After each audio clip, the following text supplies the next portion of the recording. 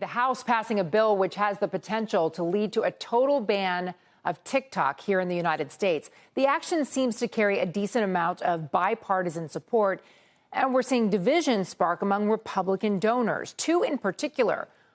On one side, supporting the ban, you have tech VC Keith Rabois. He's given more than $3 million to preferred GOP candidates in the 2024 cycle. Most recently, a $500,000 donation to the Congressional Leadership Fund. Before the vote earlier today, he threatened to pull funding to any Republican who voted against the bill. And then on the other side, you have Billionaire and Susquehanna co-founder Jeff Yass. He's opposing the ban. His firm owns a 15% stake in TikTok parent ByteDance. Yass has donated about $47 million during the 2022 midterms. Let's bring in CNBC.com political finance reporter Brian Schwartz to discuss this. So whether you have presidential campaigns getting donations may seem to be like, where do you come down here on the side of TikTok or against it, huh, Brian? Well, that's right. I mean, it really has become, in a way, this battle of the billionaires. Jeff Yass, as you mentioned, is, a ByteDance investor historically, and he's been giving millions of dollars to a group called the Club for Growth, which is subsequently has been pushing back on this idea on a TikTok ban, which was, in a way featured in this recently passed House bill. And then on the other hand, you have somebody like Keith, who is telling us that he is not going to be giving to Republicans who voted no on this bill that passed today. So this is the type of dynamic that we're seeing here in the business community. And there's also something else we didn't mention. Elon Musk. He's been pushing back on this bill on X, the platform that he owns. So business leaders are coming out in force with their money or their stances on social media and either supporting this idea or pushing back in a little bit. Well, it could be that Elon Musk sees jeopardy to his venture to X if Congress decides to start acting against TikTok. Like if TikTok goes, then who else? How do you think that the people who are running again for office or running in the first place, how do they manage both to need the donations coming in, but also they need the votes? And everybody wants more younger voters to go to the polls and to be casting their ballots. I think that's what's going to be talked about when we get to when this bill actually gets brought up to be discussed in the Senate.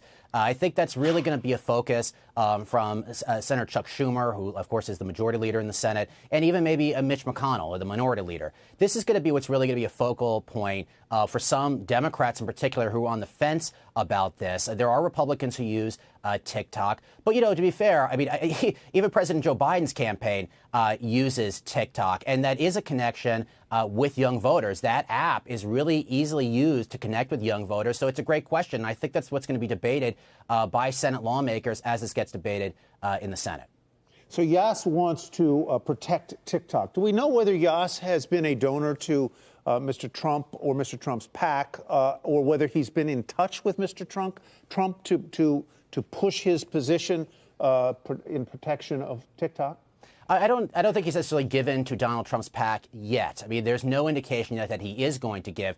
But the two did have a conversation, I believe it was earlier this month, at a separate donor retreat for the Club for Growth, the group who is opposing this TikTok bill.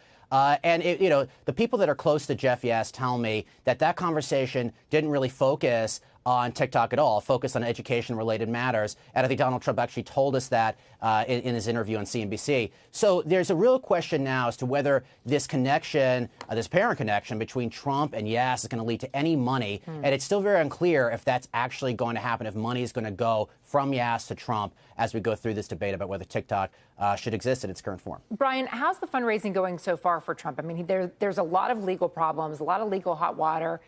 There are advances there, but has it slowed down what we saw in his similar campaign from past campaigns of President Trump?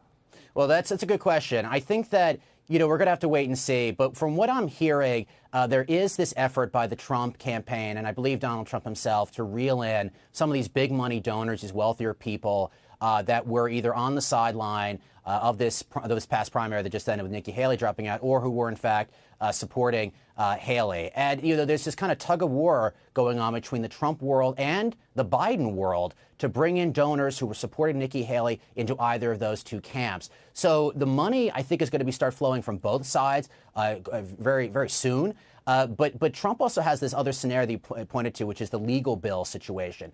Part of each donation that goes to a joint fundraising committee helps the campaign, the Trump campaign, but it also goes to a PAC that is spending on Donald Trump's legal bill. So the question I have is, how much money really is actually going to be used by the campaign versus the paying for Trump's legal bills as he goes up against Biden in the general election? And do you have any indication whether those big money donors that had been backing Nikki Haley have decided that they're going to back either Trump or Biden? I think there is a movement by some, I'll put it this way, to go toward Joe Biden. I'm very confident in that. I think there's also some people who are wavering on what to do here who were supporting Nikki Haley. There's some who are thinking, let's go help Donald Trump, maybe, but I haven't had really many commitments from that side to go help Trump, not like with fundraising or anything that notable. And then there's some saying, well, I'm not going to help either of these two candidates. I'm just going to go focus on helping Republicans in Congress. And then going back to TikTok here for a minute, and all those people, especially young people who are on TikTok, is there any indication that fundraising efforts using TikTok and putting content out there for rabid users of TikTok is successful? Like, is it a successful way to fundraise?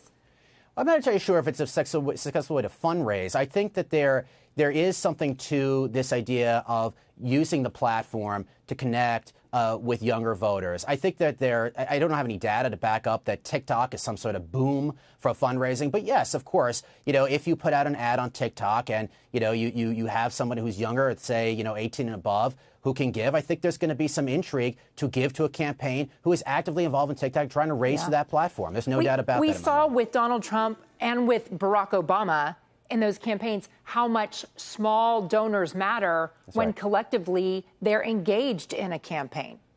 Yeah, that's right. And the small dollar donors for Donald Trump at the end of last year, and this is a critical time period. We don't know yet what's happened in this year so far because we haven't had the data back up. But at the end of last year, Donald Trump was struggling with small dollar donors compared to 2019, the year before the 2020 election. It was down significantly. We've done reporting on that. So Trump is going to have to do two things at once here. One, he's going to have to corral some of these wealthier donors back into the camp. I believe he's trying, and in some cases maybe being successful, in some cases not.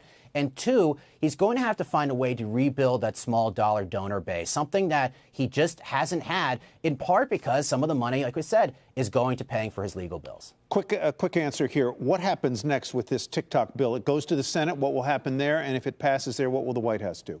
The White House, I believe, is going to sign this bill. If it passes the Senate, I give this a 50-50 shot of passing the Senate at this time. All right, Brian, thanks very much.